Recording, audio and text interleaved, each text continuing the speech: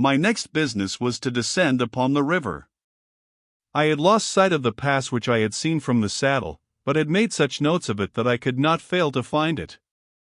I was bruised and stiff, and my boots had begun to give, for I had been going on rough ground for more than 3 weeks, but, as the day wore on, and I found myself descending without serious difficulty, I became easier. In a couple of hours I got among pine forests where there was little undergrowth, and descended quickly till I reached the edge of another precipice, which gave me a great deal of trouble, though I eventually managed to avoid it. By about 3 or 4 o'clock I found myself on the riverbed. From calculations which I made as to the height of the valley on the other side the saddle over which I had come, I concluded that the saddle itself could not be less than 9,000 feet high, and I should think that the riverbed, onto which I now descended, was 3,000 feet above the sea level. The water had a terrific current, with a fall of not less than 40 to 50 feet per mile. It was certainly the river next to the northward of that which flowed past my master's run, and would have to go through an impassable gorge, as is commonly the case with the rivers of that country, before it came upon known parts. It was reckoned to be nearly 2,000 feet above the sea level where it came out of the gorge onto the plains. As soon as I got to the river side I liked it even less than I thought I should. It was muddy, being near its parent glaciers. The stream was wide, rapid, and rough, and I could hear the smaller stones knocking against each other under the rage of the waters, as upon a seashore. Fording was out of the question. I could not swim and carry my swag, and I dared not leave my swag behind me. My only chance was to make a small raft, and that would be difficult to make, and not at all safe when it was made, not for one man in such a current. As it was too late to do much that afternoon, I spent the rest of it in going up and down the riverside, and seeing where I should find the most favorable crossing. Then I camped early, and had a quiet comfortable night with no more music, for which I was thankful, as it had haunted me all day, although I perfectly well knew that it had been nothing but my own fancy, brought on by the reminiscence of what I had heard from Chowbok and by the overexcitement of the preceding evening. Next day I began gathering the dry bloom stalks of a kind of flag or iris-looking plant, which was abundant, and whose leaves, when torn into strips, were as strong as the strongest string. I brought them to the waterside, and fell to making myself a kind of rough platform, which should suffice for myself and my swag if I could only stick to it. The stalks were 10 or 12 feet long, and very strong, but light and hollow. I made my raft entirely of them, binding bundles of them at right angles to each other, neatly and strongly, with strips from the leaves of the same plant, and tying other rods across. It took me all day till nearly 4 o'clock to finish the raft, but I had still enough daylight for crossing, and resolved on doing so at once. I had selected a place where the river was broad and comparatively still, some 70 or 80 yards above a furious rapid. At this spot I had built my raft. I now launched it, made my swag fast to the middle, and got onto it myself, keeping in my hand one of the longest blossom stalks, so that I might punt myself across as long as the water was shallow enough to let me do so. I got on pretty well for 20 or 30 yards from the shore, but even in this short space I nearly upset my raft by shifting too rapidly from one side to the other. The water then became much deeper, and I leaned over so far in order to get the bloom rod to the bottom that I had to stay still, leaning on the rod for a few seconds. Then, when I lifted up the rod from the ground, the current was too much for me and I found myself being carried down the rapid. Everything in a second flew past me, and I had no more control over the raft, neither can I remember anything except hurry, and noise, and waters which in the end upset me.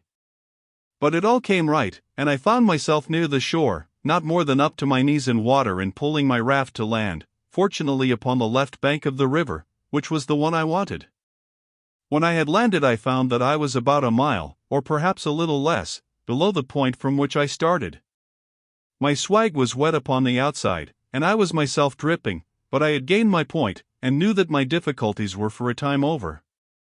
I then lit my fire and dried myself. Having done so I caught some of the young ducks and seagulls, which were abundant on and near the riverbed, so that I had not only a good meal, of which I was in great want, having had an insufficient diet from the time that Chowbok left me, but was also well provided for the morrow. I thought of Chowbok, and felt how useful he had been to me, and in how many ways I was the loser by his absence, having now to do all sorts of things for myself which he had hitherto done for me, and could do infinitely better than I could. Moreover, I had set my heart upon making him a real convert to the Christian religion, which he had already embraced outwardly, though I cannot think that it had taken deep root in his impenetrably stupid nature.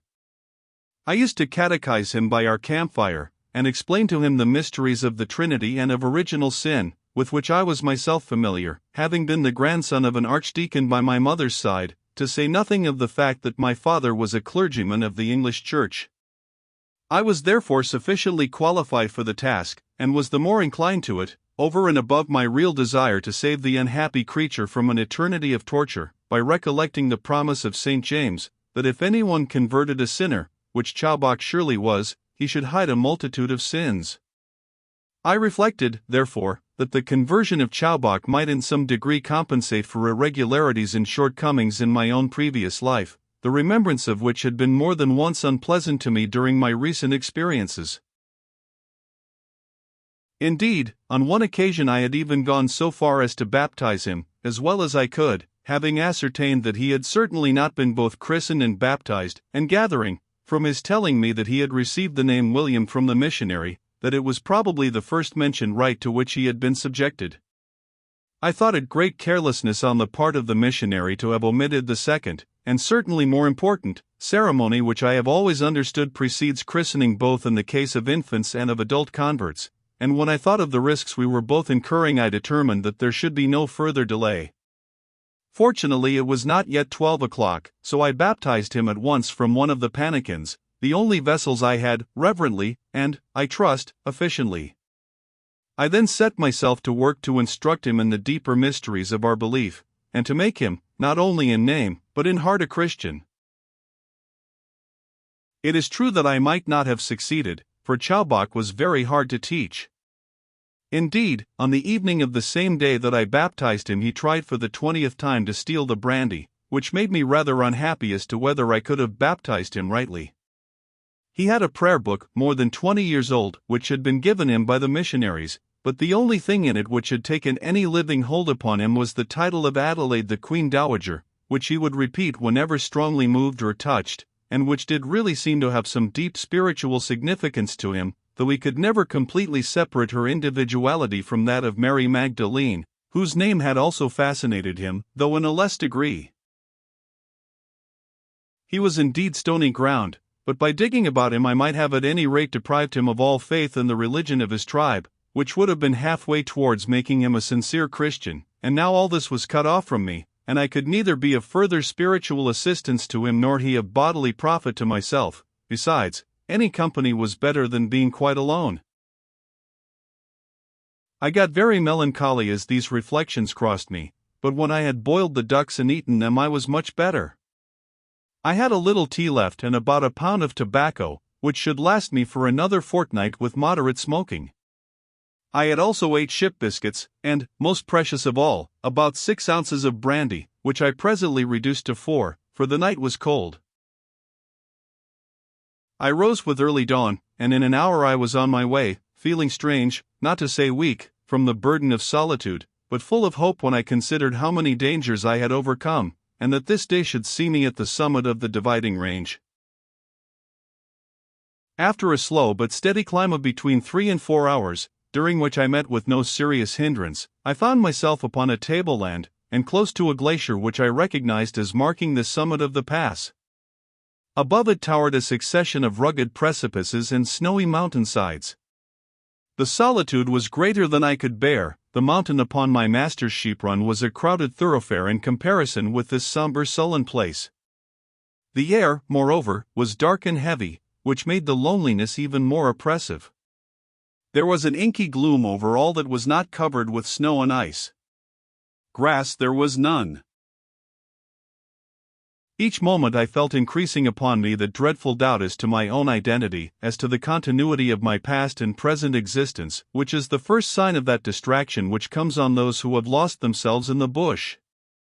I had fought against this feeling hitherto, and had conquered it, but the intense silence and gloom of this rocky wilderness were too much for me, and I felt that my power of collecting myself was beginning to be impaired. I rested for a little while, and then advanced over very rough ground, until I reached the lower end of the glacier. Then I saw another glacier, descending from the eastern side into a small lake.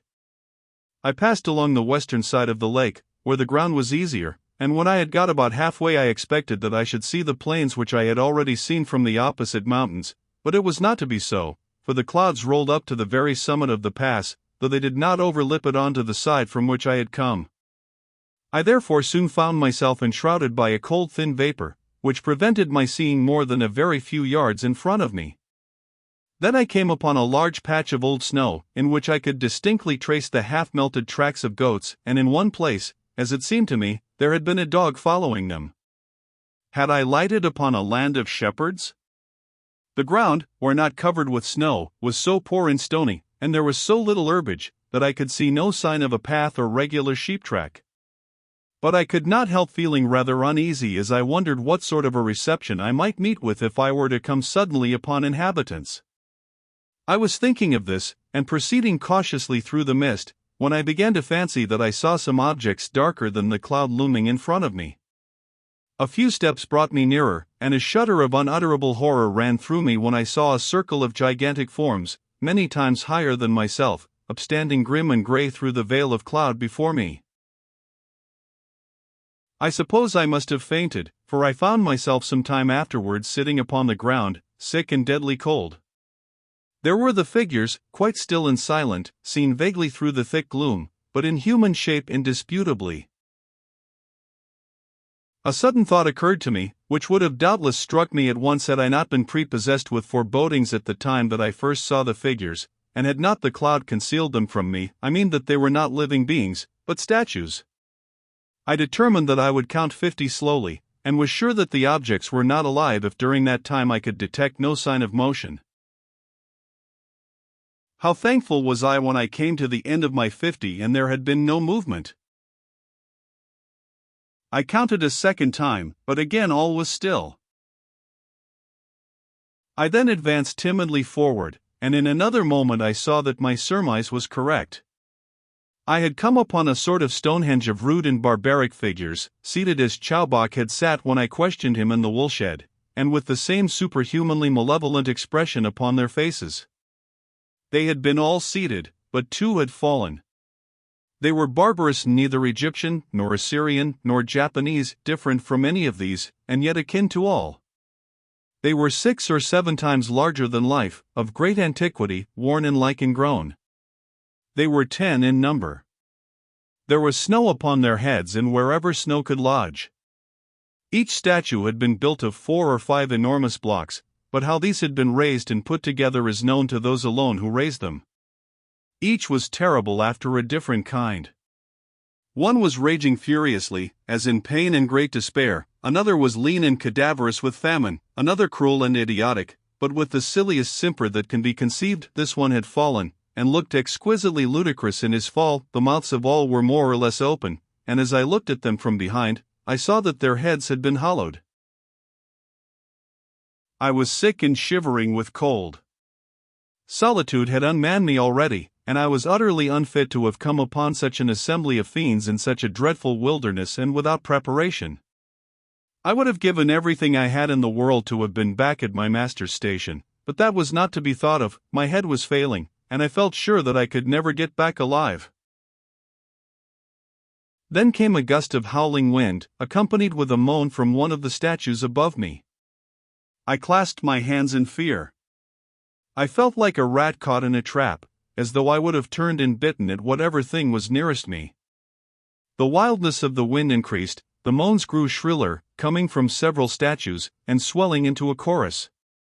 I almost immediately knew what it was, but the sound was so unearthly that this was but little consolation.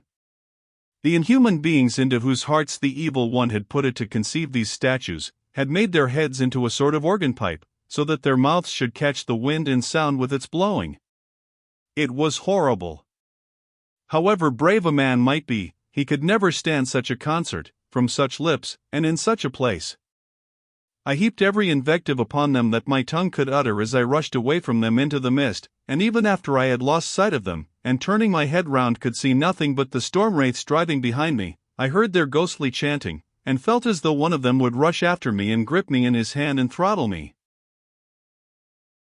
I may say here that, since my return to England, I heard a friend playing some chords upon the organ which put me very forcibly in mind of the Erewhonian statues, for Erewhon is the name of the country upon which I was now entering. They rose most vividly to my recollection the moment my friend began. They are as follows, and are by the greatest of all musicians, too. Illustration.